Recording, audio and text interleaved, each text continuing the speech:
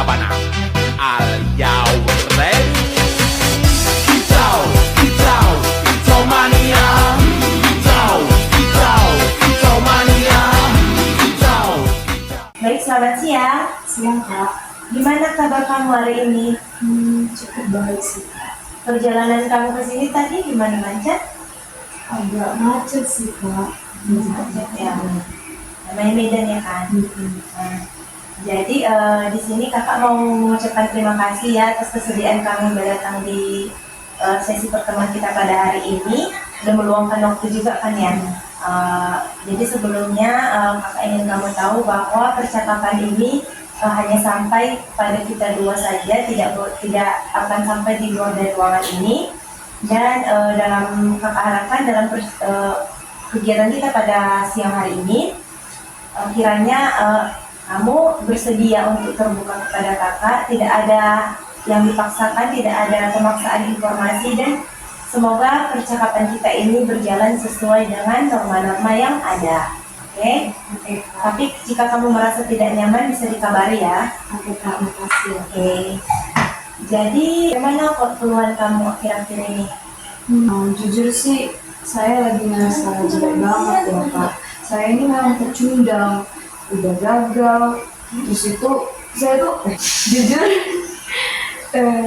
saya sebenarnya ngerasa jelek banget sih Kak. Saya ini emang pecundang, udah gagal berhenti berkali-kali gitu Kak. Kamu bilang kamu pecundang. Itu terdengar sangat kasar dan keras ya buat diri kamu. Boleh kita lihat pelan-pelan pikiran itu bersama? Ya, tapi itu memang kenyataan sih Kak. Saya kan gagal terus. Oke. Sebelum kita bahas benar atau tidaknya kamu itu pecundang, kita coba satu latihan dulu ya. Kita akan latihan memperhatikan pikiran, bukan langsung mempercayainya. Maksudnya Pak? Coba kamu duduk dengan posisi yang paling nyaman. Oke, udah nyaman? Sudah Kak. Oke, kamu tarik nafas kamu pelan-pelan, hembuskan. Ya, coba lagi. Fokus sama nafas kamu. Sekali lagi. Oke. Sekarang perhatikan pikiran yang muncul. Kamu bilang, saya pecundang. Coba ulangi dalam hati kamu, tapi tambahkan sedikit kalimat di depannya. Saya sedang memiliki pikiran bahwa saya pecundang. Saya selalu berpikir saya pecundang. Oke. Bagaimana rasanya saat kamu menambah kalimat itu? Agak beda, kayak sedikit lebih jauh dari pikiran itu. Betul, kita tidak langsung jadi kita tidak langsung jadi ada yang di pikiran itu kan. Kita hanya memiliki pikiran itu, sedang memiliki pikiran itu. Sekarang coba perhatikan lagi. Pikiran itu datang, lalu apa yang terjadi? Dia tuh kayak muncul terus Kak, tapi kalau saya diamkan, dia lewat gitu aja Kak. Bagus. Itu inti dari mindfulness. Pikiran itu kayak awan yang datang dan pergi. Sekarang kita lihat isi pikirannya. Saya pecundang. Menurutmu itu fakta atau hanya sekedar label? Dipikir sih itu lebih ke label ya Kak. Label yang menyeluruh ya. Iya. Seolah-olah satu kegagalan itu menentukan seluruh dirimu dan masa depanmu. Iya, padahal ya nggak semua hal itu gagal sih Kak. Nah, kamu mulai melihatnya. Sekarang, mari kita ulangi lagi. Coba tarik nafas kamu. Saat pikiran itu muncul lagi, katakan dalam hati, ini hanya pikiran, bukan fakta yang mutlak. Ini hanya pikiran bukan fakta yang mutlak. Ulangi dengan tenang. Ini hanya pikiran bukan fakta yang mutlak. Oke. Lalu apa yang kamu rasakan setelah itu? Lebih ringan sih Kak, nggak seberat yang tadi. Rasanya itu kayak ya udah, saya memang rusak. Sekarang kayak masih ada kemungkinan untuk berubah. Itu penting, karena saat kamu melabeli diri kamu sendiri pecundang, kamu itu seperti menutup semua peluang dan potensi yang ada di diri kamu. Tapi pada kenyataannya, kamu sedang berusaha kan? Iya kak, saya lagi berusaha untuk sembuh. Nah, itu fakta yang lebih lengkap. Coba sekarang kita ubah sudut pandang kita tentang itu. Bukan saya pecundang, tapi Mungkin saya orang yang sedang berjuang, tapi kadang jatuh. betul, itu lebih realistis dan manusiawi. Nah, sekarang coba kita kembali ke mindfulness ya. Saat pikiran negatif tadi datang lagi, kamu tidak perlu melawannya keras-keras. Cukup sadari, oh pikiran saya ini lagi muncul. Beri dia jarak, jangan langsung ditanggapi, tapi jangan langsung dilupakan juga, karena kamu gak akan bisa melupakan itu.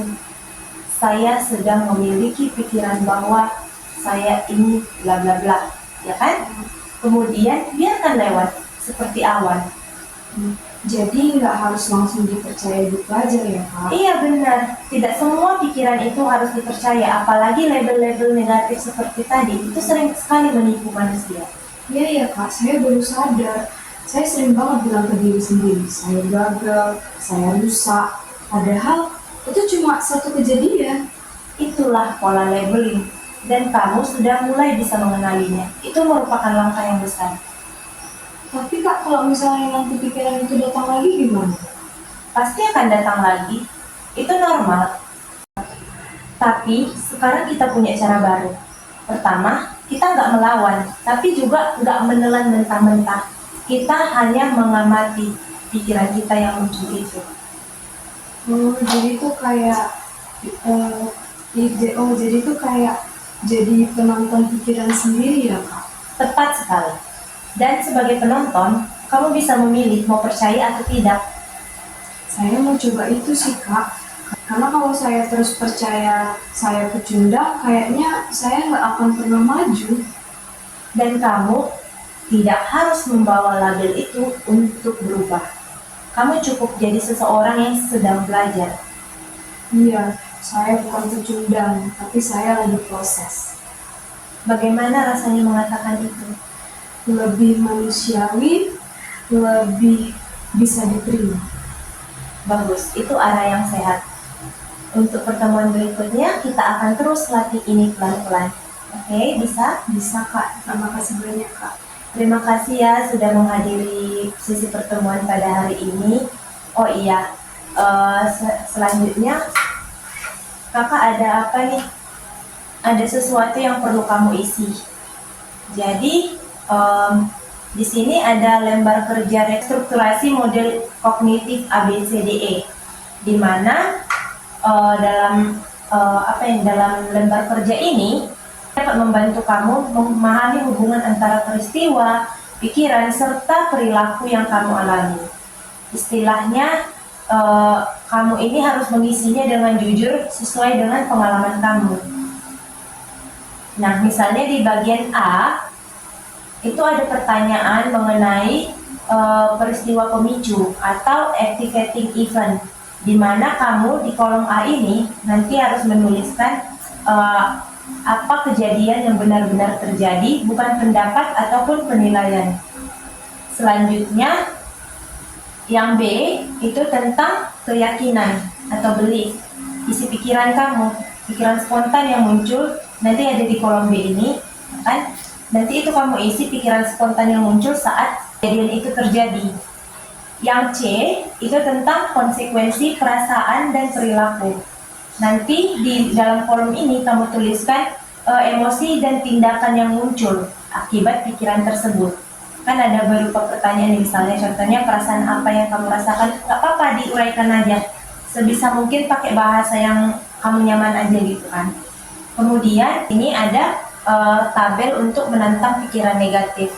Nah, tabel menantang pemikiran negatif ini ada pertanyaan-pertanyaan yang bisa membantu kamu untuk melihat pikiran kamu secara seimbang.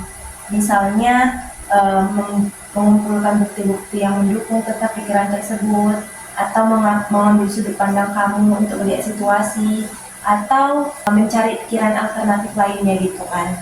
Jadi kamu bisa isi ini semua. Tidak ada jawaban yang benar ataupun salah. Bisa isi aja sesuai apa kondisi kamu, isi hati kamu sejujur-jujurnya. Kemudian gunakan bahasa kamu sendiri dan fokuslah pada satu kejadian dalam satu lembar. Oke? Ini bisa diisi ya. Oh, ini yang pakai pensilnya.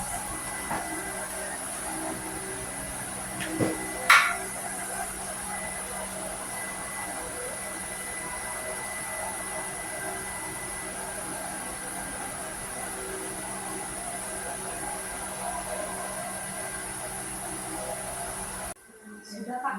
Baik, terima kasih ya. Jadi